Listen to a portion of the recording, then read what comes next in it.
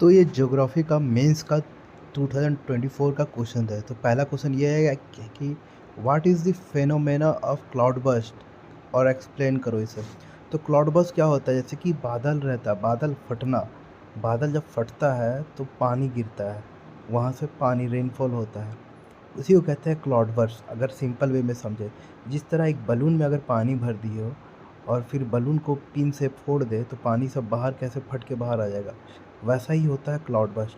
तो इसका आंसर ये लिख सकते हैं, a cloud burst is a sudden and intense release of rain often accompanied by hail and thunderstorm over a small area. It's characterized by extreme rainfall intensity. देखो, cloud burst का मतलब आपने समझ लिया।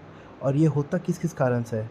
अगर रेनफॉल 100 मिलीमीटर से पर घंटा से अगर ज़्यादा हो, एक्सट्रीम रेनफॉल हो, फिर लोकलाइज फेनोमेना हो, जैसे कि क्लाउड बर्स्ट जैसे कि लोकलाइज, तो किसी स्मॉल एरिया, छोटे इलाका तक में ये क्लाउड बर्स्ट का फेनोमेना होता है कि वहाँ पर जो क्लाइमेट की वजह से होता है ऐसा।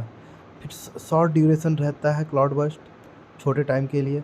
और क्लाउड बर्स्ट क्या कर सकता है, क्या ये नुकसान पहुंचा सकता है?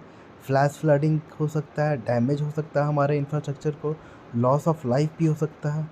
और क्लाउड बर्स्ट किसके साथ एसोसिएटेड रहता है?